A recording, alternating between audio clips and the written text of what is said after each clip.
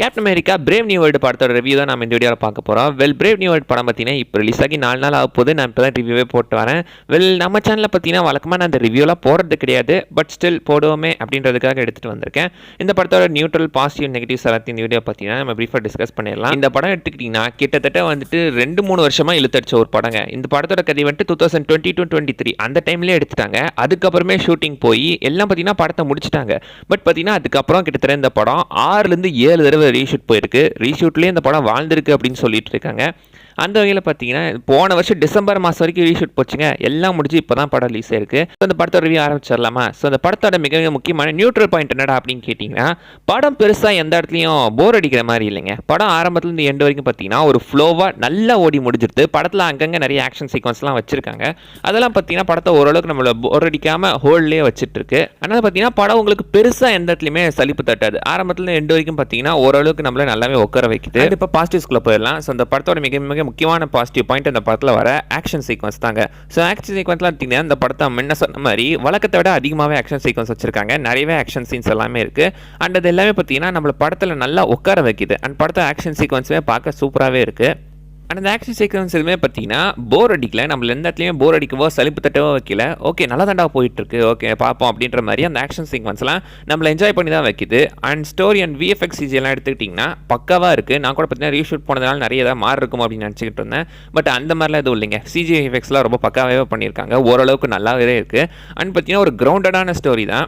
அந்த கிரவுண்டடான ஸ்டோரிக்குள்ளே பல larger life எலமெண்ட்ஸை add பண்ணியிருக்காங்க. ஸோ அதன் மூலம் பார்த்தீங்கன்னா படம் ஓரளவுக்கு நமக்கு அந்த மிக்சடு ஃபீலிங் கொடுத்தாலும் ஓரளவுக்கு பார்த்தீங்கன்னா ஆக்ஷன் சீக்வன்ஸ் அண்ட் விஎஃப்எக்ஸ் சிஜிலாம் நல்லாவே இருக்குது. அண்ட் படம் பார்த்தீங்கன்னா கிட்டத்தட்ட 6-7 தடவை ரீஷூட் போயிருக்கு. ஏகப்பட்ட ரீஷூட்ஸ் எடுத்திருக்காங்க.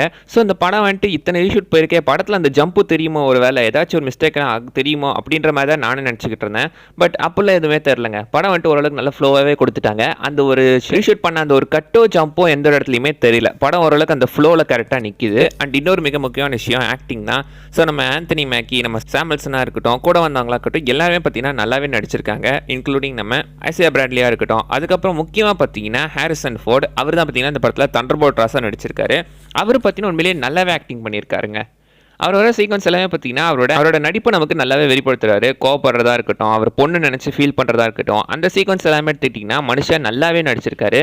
இதுக்கு முன்னாடி பார்த்தீங்கன்னா தண்டர்போல்ட் ராஸா நடிச்சவர் ஆக்சுவலி இறந்துட்டாரு, ரெஸ்ட் இன் பீஸ். அவருக்கு பதிலாக தான் பார்த்தீங்கன்னா ஹாரிசன் ஃபோர்டை இந்த படத்தில் நமக்கு இறக்கிருக்காங்க. அந்த படத்தில் நமக்கு தண்டர்போல்ட் ராஸா இறக்கிருக்காங்க. அவருமே பார்த்தீங்கன்னா நல்லாவே நடிச்சிருந்திருக்காரு. அவர் பிரசிடென்ட்டாக இருக்கும் போது இருக்கட்டும், ஸோ அந்த பிரசிடென்ட் பொசிஷனில் இருந்து அவர் எடுக்கிற முடிவுகளாக இருக்கட்டும், அதுக்கு எப்படி ஒரு ரியாக்ட் பண்ணுறது எல்லாமே பார்த்தீங்கன்னா மனுஷன் நல்லாவே பண்ணி கொடுத்துருக்காரு.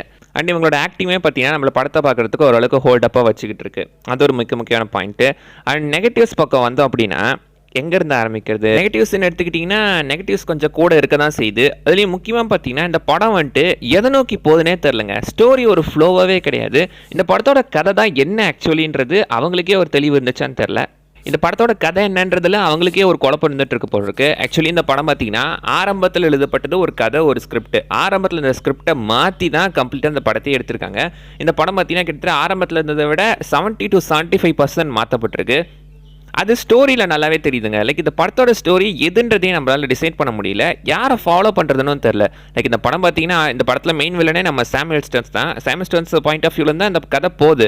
பட் ஸ்டில் பார்த்தீங்கன்னா குறுக்க ஏகப்பட்ட கதை வந்துகிட்டு இருக்கு. நமக்கு எதை ஃபாலோ பண்ணுறதுனே தெரிலங்க. ஸோ 6 தடவை ரீஷூட் போனதில் ஸ்கிரிப்டில் பார்த்தீங்கன்னா ஏகப்பட்ட விஷயங்களை மாற்றிருக்காங்க. நிறையவே சேஞ்சஸ் தெரியுது. அந்த கதையில் ஜம்ப் தெரியுது. ஸோ ஏகப்பட்ட விஷயங்கள் மாற்றிருக்காங்க கதையில். அதெல்லாம் நல்லாவே தெரியுதுங்க. அண்ட் நான் வழக்கமாக சொல்கிற மாதிரி தான் எனக்கு பார்த்தீங்கன்னா பர்சனலாக ஹீரோஸை விட வில்லன்ஸ் தான் ரொம்ப பிடிக்கும். அண்ட் இந்த படம் பார்த்தீங்கன்னா வில்லன் நம்ம சாமுவல் ஸ்டோன்ஸ், அதாவது லீடர் தான். இதை நான் ஆல்ரெடி பார்த்தீங்கன்னா ட்ரெய்லர்லேயே காமிச்சிட்டாங்க, அதனால தான் சொல்கிறேன். பார்த்தீங்கன்னா அந்த படத்தில் லீடர் தான் மிக முக்கியமான வில்லன். லீடரோட அந்த ஒரு மோட்டிவ் பார்த்தீங்கன்னா ஓரளவுக்கு ஸ்ட்ராங்காக இருந்தாலும் பட் அவர் என்ன பண்ண ஆக்சுவலி பார்த்தீங்கன்னா ஒரு பெரிய புத்திசாலி அப்படின்னு சொல்கிறாங்க. புத்திசாலித்தனமாக சில வேலைங்கள்லாம் செய்கிறாரு. பட் பார்த்தீங்கன்னா அது ரொம்ப ஈஸியாகவே முறியடிச்சிடுற மாதிரி இருக்குங்க. ஈஸியான அடுத்தடுத்து அதை பாட்டுக்கு முறியடிச்சுட்டு போயிட்டே இருக்காங்க. எந்த இடத்துலையுமே பார்த்தீங்கன்னா வில்லன் ஒரு பெரிய புத்திசாலிடா, வில்லன் பயங்கரமாக இருக்கான் அப்படின்ற அந்த ஒரு ஃபீலை நமக்கு எந்த இடத்துலையுமே கொடுக்கலங்க. லைக் வில்லனை பார்க்கறதுக்கு வேணா டெரிஃபிக்காக இருக்கனே தவிர வில்லனோட ஆக்ஷன்ஸ் எதுவுமே நம்மள அந்த அளவுக்கு டெரிஃபிக் பண்ணல. வில்லன் பார்த்தீங்கன்னா லைட்டாக கொஞ்சம் அடிவாங்க தான் செய்கிறாரு. ஆனால் லாஸ்ட்டில் வில்லன் தான் கிட்டத்தட்ட ஜெயிச்சரான்னு வச்சுக்கோங்களேன். அது வேற விஷயம். அதை நம்ம இன்னொரு ஸ்பாய்லர் ரிவ்யூவில் இனிமேல் டீட்டெயிலாக டிஸ்கஸ் பண்ணுவோம். பட் வில்லனோட அந்த ஒரு இம்பாக்ட் இந்த படத்தில் ரொம்பவே கம்மியாக இருக்குது. வில்லன்ஸ் அந்தளவுக்கு பார்த்தீங்கன்னா ஸ்ட்ராங்காகவே கிடையாது. நம்ம என்ன சொன்னவே பார்த்தீங்கன்னா படத்தோட ஸ்டோரி ரொம்பவே ஸ்கிராம்பிள்டாக கொச்சன்னு இருக்குது. எதை ஃபாலோ பண்ணுறதே தெரியல. ஒவ்வொரு டைமுக்கும் பார்த்தீங்கன்னா ஒவ்வொரு கதை போயிட்டுருக்கு. ஆரம்பத்தில் பார்த்தீங்கன்னா ஓகே இதுதான் ஸ்டோரி போல் எதை நோக்கி தான் ஃபாலோ ஆக போகுது அப்படின்னு நம்ம நினச்சி பார்த்துக்கிட்டு இருந்தா நடுவில் பார்த்தீங்கன்னா கட்டாகி வேறு ஒரு கதைக்கு போகுது, அங்கேருந்து வேறு ஒரு விஷயத்துக்கு போகுது, லாஸ்ட்டில் பார்த்தீங்கன்னா இதுதான் ஓகே அப்படின்னு வராங்க. அங்கிறதே பார்த்தீங்கன்னா ரொம்ப இதாக போயிட்டுருக்கு.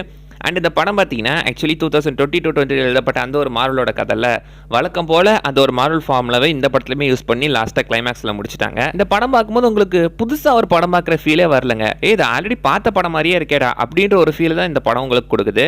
இந்த படம் சப்போஸ் இப்போ வராமல் ஒரு 2-3 வருஷத்துக்கு முன்னாடி இந்த ஃபேஸ் 4 ஸ்டார்டிங்கில் வந்திருந்தா வேணா பார்த்தீங்கன்னா ஓரளவுக்கு நல்லா இருந்திருக்கும். பட் இப்போ வந்தது இப்போ இருக்கிற கரெக்ட் மார்வல் சாகாக்கும் இதுக்கும் பார்த்தீங்கன்னா சுத்தமாக ஒத்து போகாத மாதிரி இருக்குது. அண்ட் இந்த படம் பார்த்தீங்கன்னா ஆக்சுவலி வந்துட்டு நம்ம ஃபால்கன் அண்ட் வின்டர் சோல்ஜர், இந்த இன்க்ரெடிபிள் ஹல்க், இந்த படங்களுக்கு கூட தான் பார்த்தீங்கன்னா கனெக்ட் ஆகுது. பட் அந்த கனெக்டிவிட்டியை எந்தத்தையுமே அவங்க தெளிவாக பார்த்தீங்கன்னா காட்டல. அந்த இடத்துல மென்ஷன் பண்ணுறாங்களே தவிர்த்து அது ஆக்சுவலி பார்த்தீங்கன்னா ஜென்ரல் ஆடியன்ஸ்க்கு அது என்னன்னே தெரியல. நிறைய பேர் என்னால் ஆக்சுவலி பார்த்தீங்கன்னா பார்க்க முடிஞ்சு. இந்த படத்தில் பார்த்தீங்கன்னா ஏகப்பட்ட கன்ஃபியூஷன் இருக்கிறத நம்ம ஆடியன்ஸ் பார்க்குறத என்னால் பார்த்தீங்கன்னா பார்க்க முடிஞ்சு. நிறைய பேர்த்துக்கு அது என்னன்னே தெரியலங்க. அண்ட் முக்கியமாக பார்த்தீங்கன்னா இந்த படத்தில் வந்துட்டு நம்ம கியான்கார்லோ எஸ்போசிட்டோ வந்திருக்காரு. அவர் இந்த படத்தில் எதுக்கு வந்தார், ஏன் வந்தார்? சரி பார்த்தீங்கன்னா அந்த படத்தில் சொந்த கதைப்படி பார்த்தீங்கன்னா ஆக்சுவலி ஒரு காரணத்துக்காக தான் வராரு. பட் ஸ்டில் அந்த கேரக்டர் அவர் தான் ப்ளே பண்ணுமா? அவ்வளோ பெரிய ஆக்டரை கூட்டிகிட்டு வந்து படத்தில் பார்த்தீங்கன்னா ரொம்ப சிம்பிளாக காட்டி முடிச்சிட்டாங்க. அவருக்குன்னு பெருசாக பார்த்தீங்கன்னா ஆக்டிங்கான ஸ்கோப்புன்னு ஒன்றும் கிடையாது.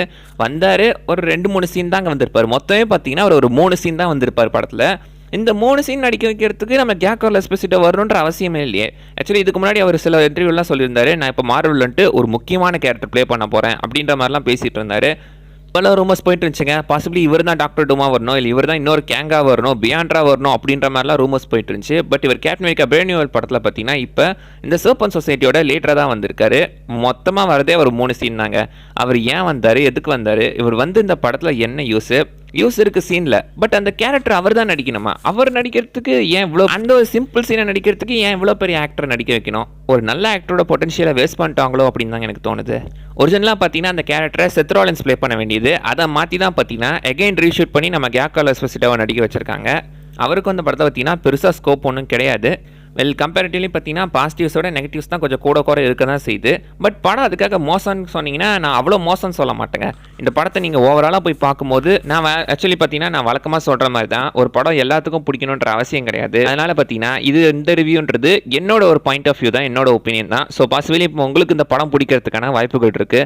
உங்களோட ஒப்பீனியன் என்ன, உங்களோட ஒப்பீனியன் என்ன, அந்த உங்களோட பாயிண்ட் ஆஃப் வியூ என்னன்றதை கீழே கமெண்ட் பண்ணுங்கள். பார்க்கலாம் நம்மளோட ஒப்பீனியன் பாயிண்ட் ஆஃப் வியூ எந்த அளவுக்கு ஒத்து போகுது அப்படின்னு. அண்ட் இந்த படம் பார்த்தீங்கன்னா ரொம்ப மோசமான மொக்கையான படம் அப்படின்ட்டுலாம் நான் சொல்ல மாட்டேங்க.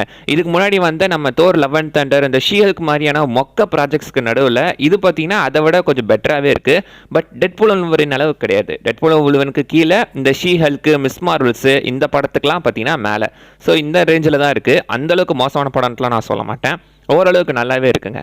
இந்த படத்தை நீங்கள் போய் தாராளமாக பார்க்கலாம். இந்த படத்தை பார்த்தீங்கன்னா ஆக்சுவலி நான் தமிழ் இங்கிலீஷ்னு ரெண்டுத்துலையுமே பார்த்தேன். இந்த பிரேக் டவுன் பண்ணுறதுக்காக ரிவ்யூக்காகவும் நான் இங்கிலீஷில் பார்த்தேன். என்னோட பர்சனல் என்ஜாய்மெண்ட்காக நான் தமிழில் பார்த்தேன். தமிழில் நல்லாவே இருந்துச்சுங்க. டப்பிங்கும் பார்த்தீங்கன்னா பர்ஃபெக்டாகவே பண்ணியிருக்காங்க. நான் கூட வாய்ஸ் ஆக்டர்ஸை படத்துக்காக மாற்றிடுவாங்களோன்னு நினச்சேன். பட் இதுக்கு முன்னாடி ஃபால்கன் அண்ட் வின்டர் சோல்ஜரில் யார் டப்பிங் வாய்ஸ் கொடுத்தாங்களோ அவங்களே தான் பார்த்தீங்கன்னா இந்த படத்துக்கும் கொடுத்துருக்காங்க. Well done. அண்ட் கொஞ்ச நேரம் வர கேரக்டர்ஸ் கூட பார்த்தீங்கன்னா நல்ல வேலை வாய்ஸ் ஆக்டிங் யாரையும் மாற்றலை, அதே வாய்ஸ் ஆக்டர்ஸ் தான் கொடுத்துருக்காங்க. நல்ல விஷயம். அண்ட் தமிழ் டப்பிங்கும் பக்காவே பண்ணியிருக்காங்க. தமிழ் டப்பிங்கில் எந்த ஒரு மிஸ்டேக்கும் சொல்லவே முடியாது. டைலாக்ஸ் கூட பார்த்தீங்கன்னா ஓரளவுக்கு கரெக்டாகவே இருக்குங்க. சில நேரம் பார்த்தீங்கன்னா தமிழ் டப்பிங்கில் டைலாக்ஸை மாற்றும் போது நமக்கு அந்த ஸ்டோரி கான்டெக்ஸ்டே ஃபுல்லாக மாறிடும். இதில் அந்த மாதிரிலாம் எதுவுமே கிடையாது. கரெக்டாக அந்த ஸ்டோரி இது கரெக்டாகவே இருக்குது. அவள் தான் கைஸ் இந்த வீடியோவில் நான் சொல்ல வந்தது. நிறைய விஷயம் மிஸ் பண்ணால் நீங்கள் கீழே கமெண்ட் பண்ணுங்கள். உங்களுக்கு இந்த படம் பிடிச்சிருக்கா பிடிக்கலையான்னு சொல்லிட்டு கீழே சொல்லுங்கள் பார்க்கலாம். உங்களுக்கு இந்த படம் பிடிச்சிருந்தா இட்ஸ் ஓகே, நீங்கள் தாராளமாக பாருங்கள். I am happy. அடுத்த வீடியோவில் பார்க்குற வரைக்கும் bye bye. Hang him from the yard.